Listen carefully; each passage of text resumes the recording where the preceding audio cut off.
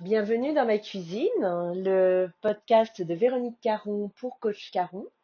Je suis coach professionnel, superviseur et formatrice et depuis ma cuisine, en préparant une recette, je vous partage mes réflexions qui sont au cœur de mon métier.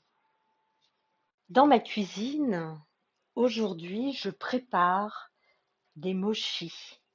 Des mochis, vous savez, ce sont ces petites pâtisseries faites à base de riz gluant. Le mochi, c'est un dessert japonais. Et habituellement, je le fais avec la pâte de haricots rouges que je prépare moi-même, qu'on appelle je ne sais plus comment, mais vous trouverez ça très facilement parce que l'idée de ce podcast, ce n'est pas non plus de vous faire une recette de cuisine, mais plutôt de vous parler depuis ma cuisine parce que c'est un lieu, je trouve, assez méditatif. Alors, je vous ai déjà dit, c'est créatif, mais là, typiquement, je prépare ces mochis, donc je fabrique une boule de pâte de farine de riz gluant. Travailler à chaud, elle demande une manutention fine, mais qui demande beaucoup de concentration. Tout ce côté un peu méditatif. Et je dois reconnaître qu'aujourd'hui, je trouve qu'ils sont un peu plus beaux que d'habitude. Après, on verra au goût. Et ma recette aujourd'hui est à base de deux garnitures. La première avec du beurre de cacahuète que j'ai prélevé, j'ai fait des boules que j'ai congelées sur une plaque au congélateur hier et que je vais glisser à l'intérieur de la pâte. Je vais déposer sur une planche le mochi que j'ai recouvert de fécule de maïs, ce qui lui donne ce côté peau de bébé. Quand vous touchez un mochi, vous avez une sensation très très douce. C'est très doux un mochi. D'ailleurs, cette pâte à partir de riz, de farine de riz gluant, quand on a mal à l'estomac, elle est très très délicate, très douce. Elle fait un petit matelas dans l'estomac et je vous la conseille dans ces cas-là. Bon, ce podcast n'est pas non plus un podcast de conseils médicaux. Toutefois, je trouve que c'est très très inspirant toujours de travailler dans cette cuisine, de travailler un ingrédient.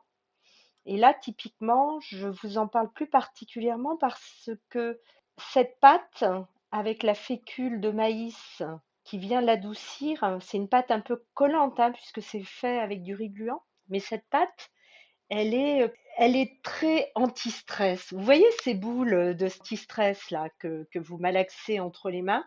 Ben, en fait, cette pâte, elle est comme ça. Et d'ailleurs, quand j'ai commencé les premiers tout à l'heure, je me disais, tiens, il faudra que je dise à mes auditeurs que cette pâte, elle m'inspire aussi peut-être l'idée d'un masque, parce que je pense qu'avec la fécule de maïs, on peut très bien se préparer un petit masque avec de l'aloe vera ou un gommage qui peut être très très très doux et ensuite bah, le laisser poser ou alors faire une forme de gommage. Je sais pas trop, je testerai et je vous dirai. L'idée, vous voyez, typiquement ce que vous êtes en train de vivre là en live, c'est que je suis en train de préparer une recette et que mon cerveau vagabonde. Vous voyez, est-ce que vous pouvez vous représenter ça quand vous êtes en train de faire quelque chose? Ça peut être de la cuisine, mais ça peut être dessiner, peindre, faire du bricolage, quelque chose qui, d'une certaine façon, est assez permet d'être vraiment concentré et je dirais, j'ai l'impression de faire une forme de méditation. C'est très calme. J'ai l'impression d'être un peu au Japon. Alors, je suis en train de travailler sur une plaque de marbre que j'ai récupérée de l'atelier du laboratoire de mon père. Cette plaque de marbre, ben, déjà, elle a beaucoup d'histoire pour moi, hein. C'est une plaque sur laquelle j'ai cuisiné quand j'étais enfant, enfin que j'ai patouillé aussi, hein. Et voilà, je retrouve encore ce côté patouille.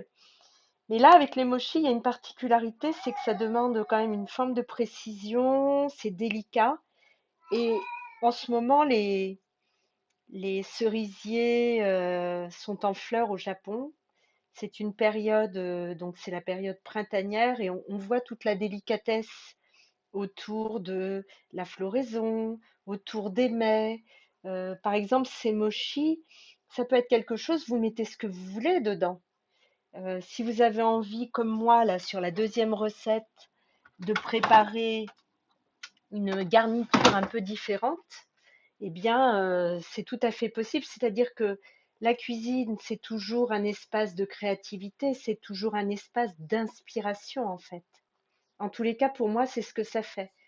Et peut-être que pour vous, si ce n'est pas la cuisine, c'est peut-être autre chose. Et c'est toujours intéressant de prendre un moment pour soi, parce qu'en fait, finalement, c'est un moment pour soi, un moment où je vais être concentrée, un moment où je vais préparer quelque chose avec une intention ou pas d'intention, je fais ce que je veux. Donc c'est un moment de grande liberté aussi, liberté d'être, liberté de faire ce que je veux et liberté d'être la créatrice et la créative que je veux. Voilà, je voulais vous partager cela et maintenant en venir au thème qui nous intéresse aujourd'hui. Je voudrais vous parler de ce que j'ai mis en place. C'est une approche individualisée, sur mesure, destinée à diminuer sa consommation d'alcool. C'est cette consommation, vous savez, un peu automatique, comme ça, sans vraiment s'en rendre compte. C'est quelque chose qui se fait, on va dire, dans une forme d'inconscience. Et moi, dans ce parcours, alors on parle beaucoup de pleine conscience, c'est comment ramener de la conscience dans ce que l'on fait. Par exemple, je bois un verre de vin, je ne suis pas obligée d'en boire quatre parce que mes copains me servent quatre verres à la suite. Bon, déjà pour qu'ils m'en servent quatre, il faut que j'en ai bu trois, et pour qu'ils m'en servent trois, il faut que j'en ai bu deux. Et parfois, on part en soirée comme ça, c'est très sympa, c'est très joyeux. Et puis en fait, on se rend compte qu'on a plusieurs soirées dans la semaine. Et puis, on se rend compte que bah, on a une copine au téléphone, on trinque, et puis on va boire un verre, puis deux, puis trois. Et puis, en fait, il y a une espèce de consommation comme ça, assez inconsciente, qui finalement, ah voilà, j'ai mon chat qui se remet à parler, qui finalement vient un peu nous déborder, nous prend du temps, nous vole du temps aussi. Parfois, on a mal à la tête le lendemain et ben, on ne fonctionne pas du tout de la même façon quand on a un gros mal de tête que quand on est parfaitement en forme. Il n'est pas question ici de juger ni d'être contre le fait de boire du vin ou toute autre boisson alcoolisée réjouissante par moment. Il s'agit de répondre à une demande d'être plus présent à ce que l'on fait. Je me suis documentée, j'ai lu des livres, j'ai mené des interviews. J'ai vraiment voulu comprendre ce qui se jouait pour les personnes dans ce comportement. J'ai repris des modèles de la PNL pour vous concevoir un formidable parcours.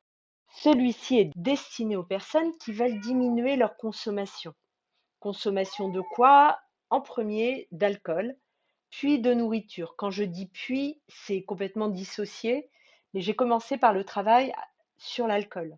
Cet alcool qui vient s'introduire d'une certaine façon dans le quotidien avec une forme de normalité qui fait que finalement, nous allons très simplement tenir de mieux en mieux les deux verres de trop, alors qu'un seul satisferait pleinement nos papilles et notre sens de la fête.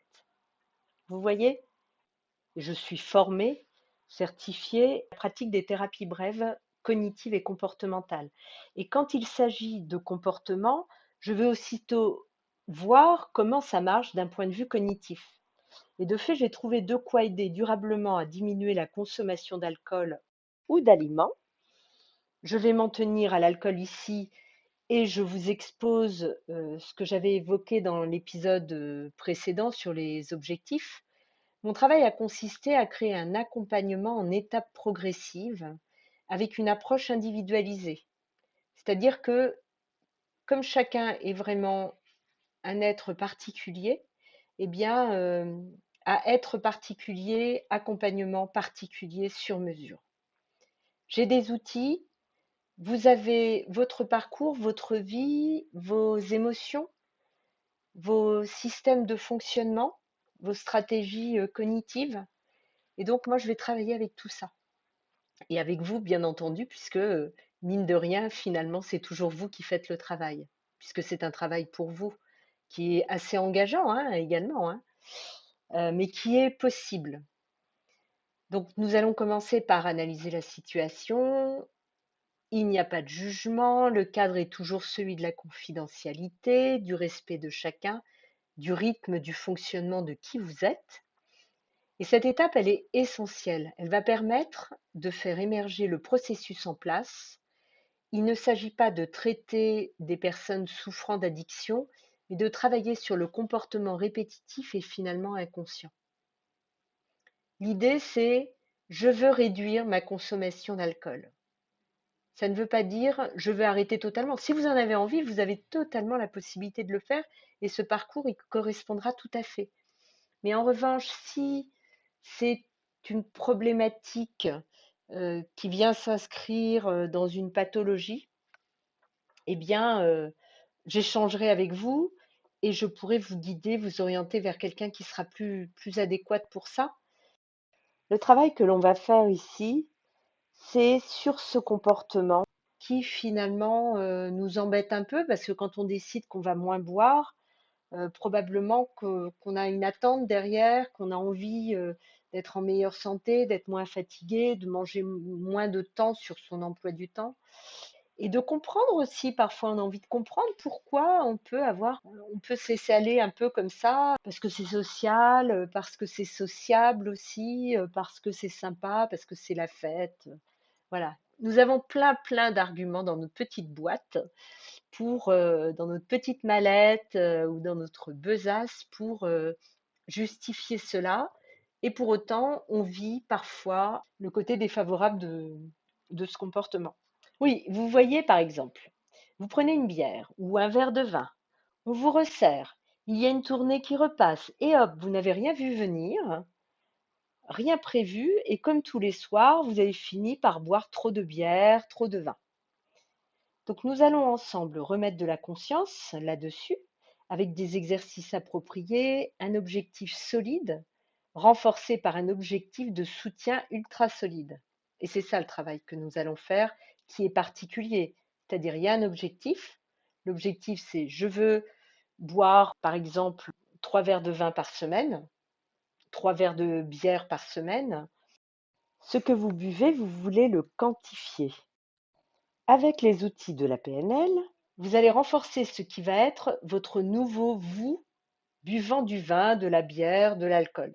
Donc comme vous allez avoir cet objectif de réduire la quantité et de définir une quantité, et que vous allez, grâce au travail que nous allons faire, avoir un objectif qui va venir en renfort et peut-être même en surplomb de cet objectif, eh bien, on va pouvoir commencer à travailler et aller dans le sens de l'atteinte de votre premier objectif.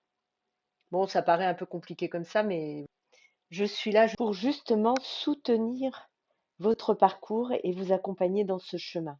Alors, bien sûr, cela demande du travail, la pensée magique, ce n'est pas ici que vous allez la trouver.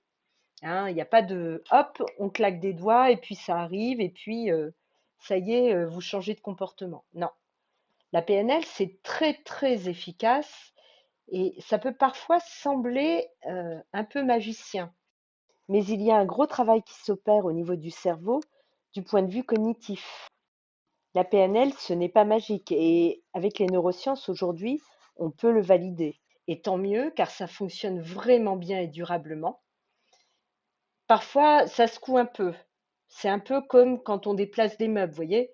Il y a une série de rangements ensuite. Finalement, vous déplacez un meuble, mais pour le déplacer, vous devez le vider. Et quand vous l'avez vidé, bah, vous en profitez pour faire du tri. Vous en profitez pour nettoyer l'intérieur du meuble. Et puis peut-être le réagencer différemment. Réagencer le rangement qui sera dedans. Ce travail ensemble, ça va nous amener à régénérer votre vie quotidienne et ce qui était en place, qui ne vous convient plus et qui ne vous convenait plus vraiment, va devenir une autre vie quotidienne où votre bon verre de vin ne sera pas exclu, mais où il se placera différemment et mieux à tous les niveaux pour vous. Exemple, vous en buviez 12 par semaine. Ouais, ouais, on n'a pas l'impression comme ça. Quand je dis 12, vous dites, oh là là, 12. Et on se rend pas compte, mais vous avez 4 soirées à 3 verres et hop, ça fait 12, hein. Ou un déjeuner le midi, vous prenez un verre de vin, vous en buvez deux le soir parce que vous avez un petit apéro, et puis ainsi de suite. Voilà, vous avez bu 12 verres dans la semaine. Ou plus, hein. Il n'y a pas de jugement ici. Vous souhaitez en boire 4. Eh bien voilà ce qui va arriver, et durablement. Par étapes, nous allons installer ce que vous voulez de façon positive. Ce n'est pas une question de volonté, c'est une question d'objectif. Et si vous écoutez l'épisode précédent de ce podcast, vous avez compris que l'objectif, vous devez le désirer. Et dans un premier temps, nous mettons les compteurs à zéro pour y voir plus clair. Puis nous intégrons le nouveau programme que vous avez choisi, et avec une palette d'outils, dont moi, pour installer votre nouveau vous. L'avantage, c'est qu'en plus, votre peau, vos cellules, votre poids, vos cheveux, vos cernes vous montreront leur satisfaction et vous diront merci. Et puis, je vous raconterai quand on fera l'entretien de 30 minutes préalable à ce parcours, eh bien, je vous expliquerai aussi tous les bienfaits aussi que ça peut avoir sur vous, et peut-être les bienfaits que vous allez rechercher, hein. Peut-être que vous allez arriver en me disant, moi, je voudrais me sentir moins fatiguée, je voudrais pouvoir être moins essoufflée, par exemple. Voilà. Ou j'ai un peu de cholestérol, il faut que je réduise. Ça peut être aussi, je veux pouvoir dire non. Je veux pouvoir dire non quand on me resserre un verre de vin, de manière à ne pas boire les 3 verres de vin qui arrivent comme ça sans que je m'en rende compte. Ici, il n'y a pas de prosélytisme, c'est le choix conscient et responsable de chacun et l'accompagnement qui va avec. Vous voyez? En conclusion, je dirais que ce programme, s'il vous tente, si vous avez envie de réduire votre consommation d'alcool, de sortir des habitudes difficiles à décaniller, de la fatigue qui va avec, du temps perdu qui va avec, vous êtes au bon endroit. Je vous invite à prendre rendez-vous sur mon calendrier afin qu'on puisse faire connaissance et que je vous explique en visio ce que nous allons faire ensemble durant ce parcours. Je vous remercie de votre fidélité, de votre écoute. Je vous invite à partager ce podcast avec vos amis et à vous abonner sur Deezer, Spotify, Apple Podcast au choix. Vous pouvez aussi mettre des commentaires, peut-être dire quel est votre objectif à vous, de manière à créer un espace d'échange. Et je vous remercie, je vous dis à bientôt. C'était Dans ma cuisine, le podcast de Véronique Caron pour Coach Caron. Le sujet du jour était diminuer sa consommation d'alcool et d'aliments en trop.